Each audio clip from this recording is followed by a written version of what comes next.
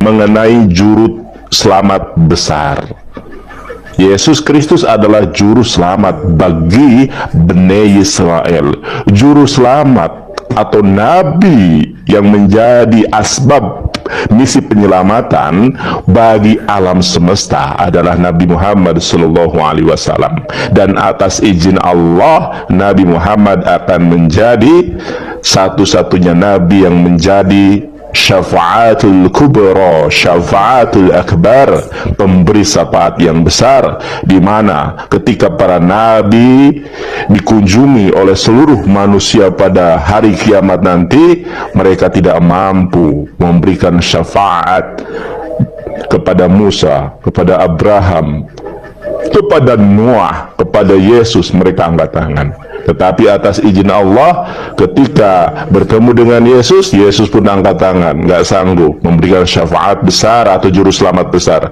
Lalu pergilah mereka kepada Ruah Emet, roh kebenaran yang dijanjikan oleh Yesus, yaitu Nabi Muhammad SAW, mendapatkan juru selamat, yaitu Nabi Muhammad SAW. Haleluya, haleluya, haleluya. Assalamualaikum warahmatullahi wabarakatuh. Salam Aki, aku kabarkan Injil keselamatan.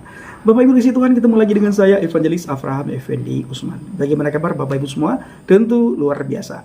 Dan saudaraku para pecinta Injil Habaget, saya ingin mengajak kita semuanya untuk melihat sebuah cuplikan video di mana ada seorang muslim polemikus namanya Nandar. Dia katakan dia itu evangelis Bapak Ibu, tetapi saya tidak tahu di mana dia dapatkan evangelis itu dan siapa yang memberikan gelar evangelis kepada dia. Dan ada juga yang memanggil dia seorang Ustadz Nandar. Mana yang benar kita juga tidak tahu. Apakah dia memang benar Ustadz atau dia seorang evangelis. Yang jelas kita mendapatkan informasi kalau dia adalah seorang muslim yang sejati. Artinya dari kecil dia sudah muslim. Tetapi kalau kita melihat namanya, ada kemiripan nama yang ada di dalam Alkitab, Yonatan Nandar. Nah, si Yonatan Nandar ini berkata Bapak Ibu, bahwa nabi dia, junjungan dia itu adalah bisa memberikan syafaat nanti di hari kiamat. Ketika nabi-nabi yang lain tidak bisa memberikan syafaat, maka Nabi Muhammad nanti bisa memberikan syafaatul qudrah katanya. Bahkan Yesus pun kata dia meminta syafaat kepada nabi dan junjungannya si Nandar. Dan dia berkata, Yesus menjanjikan, Alkitab menjanjikan bahwa ada nubuatan di dalam Alkitab mengenai kedatangan roh Emet katanya ya, Ruah Emet. Ruah Emet itu diartikan sama dia, ditafsirkan sama dia itu adalah kedatangan nabi dia. Bapak Ibu, kalau kita melihat di salah satu salawat, nanti Bapak Ibu tafsirkan sendiri ya. Salawatnya begini, Allahumma sholli ala sayyidina Muhammad. Dan salawat ini wajib dibacakan oleh setiap umat muslim ketika melakukan sholat ya. Ketika melakukan sholat, dan selawat ini wajib dibacakan, Allahumma sholli ala sayyidina Muhammad. Artinya, ya Allah, berikanlah salam sejahteramu kepada Nabi Muhammad. Atau ada juga yang lain memberikan arti, ya Allah, berikan keselamatan kepada Nabi Muhammad. Nah, itu tertulis Bapak Ibu. Dan itu dibacakan oleh setiap umat muslim ketika tasyahud awal dan tasyahud akhir. Allahumma sholli ala sayyidina Muhammad. Bahkan bila seseorang tidak membacakan, bila umat muslim tidak membacakan selawat, maka ya tentu sholatnya tidak sah. Bahkan ketika umat muslim ingin berdoa, harus diawali juga dengan selawat, itu katanya. Benarkah dengan tidak? Saya juga tidak tahu Bapak Ibu ya. Nah, saya akan melanjutkan membaca selawat ya. Allahumma sholli ala sayyidina Muhammad. Ya Allah, berikanlah salam sejahteramu kepada Nabi Muhammad, wa ala alihi sayyidina Muhammad. Dan ya Allah, berikanlah salam sejahteramu atau keselamatanmu kepada seluruh keluarga Muhammad, wa ala ashabihi sayyidina Muhammad. Dan ya Allah, berikanlah salam sejahteramu, keselamatanmu untuk seluruh sahabat-sahabatnya Nabi Muhammad. Bagaimana tanggapan Bapak Ibu menyangkut selawat yang saya bacakan barusan? Apa yang Bapak Ibu dapatkan kira-kira? Saya ulangi, Allahumma sholli ala sayyidina Muhammad. Ya Allah, berikanlah keselamatan untuk Nabi Muhammad atau kesejahteraan kepada Nabi Muhammad. Wa ala alihi sayyidina Muhammad. Dan ya Allah, berikanlah salam sejahteramu untuk seluruh keluarganya Nabi Muhammad. Wa ala ashabihi sayyidina Muhammad. Dan ya Allah, berikanlah salam sejahteramu, keselamatanmu untuk seluruh sahabat-sahabat Nabi Muhammad. Bagaimana tanggapan Bapak Ibu mengenai apa yang saya bacakan barusan? Silahkan tulis di kolom komentar. Saya juga dulu pernah diajarkan oleh Ustadz, di mana Ustadz mengajarkan kami, siapapun muslim, baik muslimah, masa hidupnya dia sering berselawat kepada Nabi Muhammad, maka nanti di hari kiamat Nabi Muhammad bisa memberikan syafaat kepada muslim atau muslimah yang sering berselawat kepadanya masa hidup di dunia ini. Tetapi Bapak Ibu, saya tidak pernah menemukan ayat di dalam Al-Quran. Satu ayat pun saya tidak jumpai dalam Al-Quran yang mengatakan bahwa Nabi Muhammad nanti bisa memberikan syafaat kepada umat manusia. Lalu dari mana Sinandar dapat ayat itu? Kita juga tidak tahu, saudaraku. Ya, dari mana dalil Sinandar menemukan ayat yang berkata bahwa Yesus Kristus nantinya meminta syafaat kepada Nabi Muhammad. Saudaraku, jangan berlama-lama. Mari kita lihat cuplikan video berikut ini. Mengenai juru selamat besar. Yesus Kristus adalah juru selamat bagi Bani Israel. Juru selamat atau nabi yang menjadi asbab misi penyelamatan bagi alam semesta adalah Nabi Muhammad SAW. Dan atas izin Allah, Nabi Muhammad akan menjadi satu-satunya nabi yang menjadi syafaatul kubra, syafaatul akbar, pemberi syafaat yang besar, di mana ketika para nabi dikunjungi oleh seluruh manusia pada hari kiamat nanti, mereka tidak mampu memberikan syafaat kepada Musa, kepada Abraham, kepada Noah, kepada Yesus, mereka angkat tangan. Tetapi atas izin Allah, ketika bertemu dengan Yesus, Yesus pun angkat tangan, nggak sanggup memberikan syafaat besar atau juru selamat besar. Lalu pergilah mereka kepada Ruah Emet, roh kebenaran yang dijanjikan oleh Yesus, yaitu Nabi Muhammad SAW, mendapatkan juru selamat, yaitu Nabi Muhammad SAW atas izin Allah. Dan konsepsi Islam mengenai hal ini bukan menyebut sebagai juru selamat, tetapi pemberi syafaat.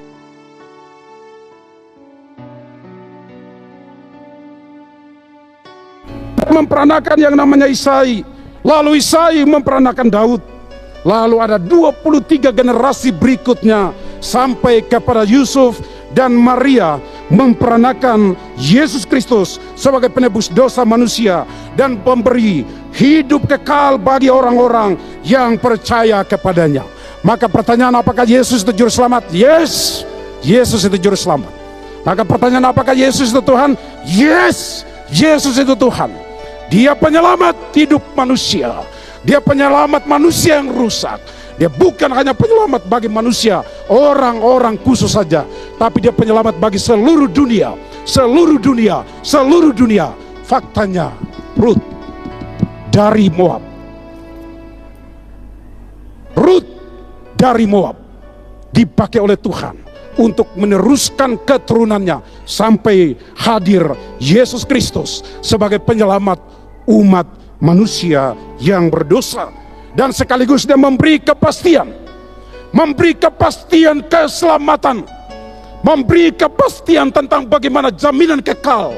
Maka ini bukan satu pernyataan-pernyataan yang siluman, bukan satu pernyataan-pernyataan yang rekayasa, bukan satu pernyataan-pernyataan yang mitos, dongeng lah, macam-macam. Ini pernyataan-pernyataan yang luar biasa spektakuler dan tidak ada dalam buku-buku lain yang menceritakan bahwa Yesus Kristus adalah Tuhan dan Juru Selamat dunia kecuali ada di dalam Alkitab. Mari kita berikan tepuk tangan yang meriah kepada Tuhan Yesus Kristus. Saudara-saudara yang berbahagia yang saya kasih dalam Tuhan Yesus Kristus,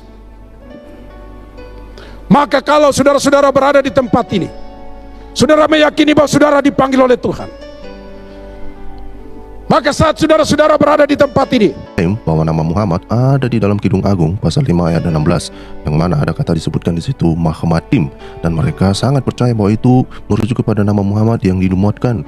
Tetapi mereka lupa bahwa Mahmadim di sana itu sama sekali tidak berhubungan dengan nama Muhammad dan tidak ada kaitannya dengan apapun dengan Muhammad. Mari kita dengarkan apa klaim-klaim para muslim. Salah satunya itu adalah Nandar Bolo-Bolo. Mari kita dengarkan. Apa bunyi ayatnya? Di ayat ke-16-nya hiqomam takim wakhula Muhammadim, atau di sini Mahmadim zehdodi we zehri benot Yerusalem, sebagaimana yang saya tulis di baju ini ya. Di sini ada kata-kata Mahmadim. Nah, kalau Mbak cross check di Google Translate, pas kata Mahmadim kemudian ditaruh di Google Translate dari Ibrani ke Arab, tidak terbantahkan lagi siapa yang disebut dengan Mahmadim ini. Itu Muhammad Shallallahu Alaihi Wasallam. Jadi ini adalah klaim-klaim orang ini ya. Jadi mereka ambil yang homofon yang ada di dalam Alkitab, lalu kemudian mereka mengklaim bahwa itu adalah nama Muhammad, dan mereka menggunakan Google Translate. Saya pikir itu terlalu terburu-buru ya. Mari kita lihat dulu apakah semua klaim-klaim itu benar atau tidak ya. Oke, ya mari kita lihat. Ini adalah apa yang diklaimnya itu tadi itu di dalam Kidung Agung ya. Di dalam Kidung Agung itu yang dia sebut itu sebagai Mahmadim ya. Nah, di dalam Mahmadim itu kita bisa lihat itu ada nomor kode transaksi itu adalah 04261 ya. Nah, apa sebenarnya ini Mahmadim? Ini adalah sesuatu yang diinginkan ya. Ini misalnya kita bisa lihat ya. Ini 4261 ini Mahmad atau Mahmadim ya, dan itu adalah definisinya adalah sesuatu yang diinginkan ya, desirable things. Nah, kalau kita lihat nama Muhammad, apakah nama Muhammad ini adalah sesuatu yang diinginkan? Apakah nama Muhammad adalah sesuatu yang diinginkan? Tentu bukan ya, tentu bukan. Nama Muhammad justru kalau kita tanya Muslim apa arti dari nama Muhammad, itu artinya adalah the praised one atau yang terpuji ya. Ini adalah nama Muhammad. Jadi tidak ada hubungannya dengan Mahmadim yang ada di dalam Kidung Agung pasal 5 ayat 16 tadi itu ya. Bukan hanya itu ya, tapi kalau kamu masih bertanya-tanya, jadi siapa sebetulnya nama yang dinubuatkan? Karena Al-Quran mengatakan bahwa nama Muhammad itu telah dinubuatkan di dalam kitab Taurat dan Injil, katanya namanya Ahmad, tapi kamu mengarah kepada sini Muhammad. Beberapa waktu yang akhir-akhir ini kan Kainama mencoba untuk menghubungkan nama Ahmed katanya ada di dalam kitab Injil ya. Mungkin suatu waktu kita akan lihat, tetapi tetap saja Ahmed yang dimaksud di situ bukan sesuatu Ahmed yang disebut sebagai the praised one atau yang terpuji, tapi memiliki arti yang lain. Jadi tidak ada hubungannya dengan nama Muhammad, tidak ada hubungannya dengan nama Ahmad, dan semuanya itu hanya klaim cocoklogi belakang. Tapi mari saya buktikan kepada Muslim. Mari kita lihat apa yang ada di dalam Alkitab, nama siapa yang telah dinubuatkan itu, supaya Muslim kembali kepada kebenaran. Mari diperhatikan ini baik-baik. Mari kita lihat di dalam Yesaya 49 ayat 6. Apa ini? Kalau kita baca di dalam Yesaya 49 ayat 6 dikatakan, terlalu sedikit bagimu hanya untuk menjadi hambaku, untuk menegakkan suku-suku Yakub dan untuk mengembalikan orang-orang Israel yang masih terpelihara. Tetapi aku akan membuat engkau menjadi terang bagi bangsa-bangsa supaya keselamatan, ingat di sini, keselamatan yang daripadaku sampai ke ujung bumi. Kalau kita lihat di dalam bahasa Ibrani, keselamatan ini apa? Ini di dalam Yesaya 49 ayat 6 ini dikatakan salvation ya, my salvation, dibilang di sini Yeshua. Nah, karena my salvation dibilang Yesuati, ya kan? Maka nama ketika kita lihat salvation atau keselamatan itu di dalam bahasa Ibrani itu disebut sebagai Yeshua. Nah, siapa nama Yeshua? Nama Yesus dalam bahasa Ibrani itu disebut sebagai Yeshua. Dan mungkin kamu masih bertanya, mungkin kamu masih belum pikir, Yeshua siapa? Nggak mungkin itu. Mari kita lihat lebih jauh. Yeshua ini kita bisa lihat di dalam bahasa Hebrew, bahasa Yunani, bahasa Latin, bahasa Inggris, semua memiliki arti yang sama, bahwa nama Yesus itu artinya keselamatan. Jadi kamu cari-cari nama Muhammad di dalam Alkitab dengan hanya merujuk kepada homofon, itu nggak nyambung. Tapi seseorang yang namanya jelas-jelas dinubuatkan di dalam Alkitab, yaitu Yesus Kristus yang membawa keselamatan bagi manusia, lalu kamu tolak, itu sesuatu yang menurut saya sangat aneh ya, begitu ya. Jadi sekali lagi Muslim, hentikan, jangan lagi percaya kisah dongeng-dongeng, jangan percaya sesuatu yang menyesatkan, jangan percaya ketika misalnya si Nandar ngomong begini begono pakai Google Translate pula. Nah, itu sudah kacau balau ya. Oke, ya itulah karena Pak Wiwin tadi menyinggungnya, jadi saya juga tertarik untuk membahasnya lebih detail. Thank you. Ada mau ditambahkan Pak Wiwin? Di sini ada Pak Elbo juga. Silakan Pak Wiwin. Nggak banyak sih sebenarnya. Jangan lupa juga ya, sebenarnya kalau saya track agak ke belakang sedikit, ini kan isunya kalau nggak salah dulu dimunculkan oleh Ahmad Didat itu sekitar tahun 1980-an itu. Ya. Itu mengenai Mahmadim dan segala macamnya. Tapi kalau Anda perhatikan beberapa tahun sebelumnya justru dia itu mencemooh mengenai di Yesaya tadi ya Bro Scott ya, mengenai isi dari ayat-ayat ini, terutama dia mencemoohnya itu adalah terkait mengenai yang katanya ayat-ayat mesum. Bro Scott ingat? Oh. Dia mengatakan bahwa dulu itu diklaim itu ayat-ayat mesum itu, gimana sih kalian, masa di dalam buku suci ada ayat mesum. Tetapi kemudian beberapa tahun kemudian begitu dia menemukan istilah Mahmadim ini, dia langsung mengatakan, ini lihat nama Muhammad ada di sini. Nah, kita sendiri bisa bayangkan betapa mudahnya pergeseran itu gitu loh. Kembali ke statement saya awal tadi ya, inilah logika kebalik yang dimiliki sebagian besar oleh rekan-rekan Muslim, termasuk para ulama-ulama dan para youtubernya itulah ya. Kenapa saya bilang terbalik-balik? Itu tadi, ulama-ulama yang modern ini bisa menginterpretasikan sendiri semau mereka, ya, mengarahkan ke arah mana keimanan Islam ini gitu ya, yang kalau diteliti sebenarnya justru bertolak belakang dengan klaim dari sumber ulama-ulama terdahulu, bahkan Muhammadnya sendiri, bahkan yang tertulis di dalam Qur'annya sendiri atau referensi hadis mereka sendiri. Itu poinnya dari saya, Bro Scott. Ya, terima kasih, Bro Scott. Baik, thank you Pak Wiwin. Pak Helboy, ada mau ditambahkan Pak Helboy? Ya, halo. Ya, silakan Pak. Waduh, Bro Scott, tema ini ya, gue udah dengar itu pada waktu gue kuliah. Oke, tentang yang mana dulu? Tema yang mana? Mahmadim. Oh, oke. Ya, itu dari Kidung Agung. Itu gue dengar, itu pun katanya dari gue, itu pun di abad pertengahan suruh dibahas. Jadi ini udah lama, cuma diulang-ulang aja. Semua udah, tapi kan masalahnya kalau udah dulu ketemu jawabannya, ya hari ini sama juga jawabannya. Jadi ya buat gue ya sesuatu yang nothing new gitu ya. Ya, tapi untuk refreshing ini bagus lah, refreshing ya. Jadi kita diingatkan kembali gitu. Ya kalau kita ngikutin si Uclim, udah nggak kelar-kelar loh. Dia itu banyak ininya, penemuannya banyak dia mah. Ya. Ide-idenya canggih, ide-idenya. Ya. Tapi susah dicari kebenarannya, Bang. Itu pula. Enggak, dia itu kalau untuk kekacauan dia paling jago aja, ide-idenya pintar aja, ada aja alasannya, pintar dia carinya. Tapi kalau yang untuk yang kesejahteraan manusia atau gimana kebersamaan tuh dia kayak otot onta dia. Nah, saudaraku dikasih Tuhan, para pencinta Injil Habaget, bagaimana tanggapan Bapak Ibu semua setelah menyaksikan cuplikan video yang baru saja kita saksikan sama-sama? Silahkan tulis di kolom komentar dan mari kita pergunakan komentar kita dengan bijak. Di akhir video, saya selalu mengajak saudara semuanya supaya kita tetap berdiri teguh di atas fondasi iman yang benar. Jangan sampai kita terpengaruh dengan para nabi palsu dan guru palsu dan juga para penyesat yang selalu hadir di media sosial yang kita saksikan setiap saat. Tetapi ketika kita melihat guru palsu, harus bisa menguatkan iman percaya kita kepada Adonai Yesus Masias. Karena Alkitab sudah lebih dahulu mencatat Bapak Ibu di dalam kitab Injil Matius 18 ayat yang ke-7. Celakalah dunia dengan segala penyesatannya. Memang penyesatan harus ada, tetapi celakalah orang yang mengadakannya. Jadi orang yang mengadakan penyesatan itu sangat celaka, saudaraku. Tidak ada tempat bagi Tuhan. Tuhan tidak senang, Tuhan tidak suka kepada para penyesat. Bahkan Alkitab di ayat yang lain mengatakan, mencatat dengan begitu jelas, dengan begitu rinci, ketika ada yang menyesatkan orang lain, harus diikat lehernya dengan batu dan dilemparkan ke dalam air atau ke laut atau ke sungai. Supaya apa Bapak Ibu? Supaya orang itu tidak menyesatkan anak-anak Tuhan yang lain. Maka Alkitab mengatakan di akhir zaman para penghujat, nabi palsu dan guru-guru palsu itu sangat banyak bermunculan. Lebih-lebih lagi ini adalah zaman internet. Ya, ini adalah zaman internet. Maka Alkitab mengajarkan kepada kita supaya kita harus mempersiapkan diri kita. Banyak puasa, banyak berdoa, dan selalu stay di dalam firman Tuhan. Terima kasih.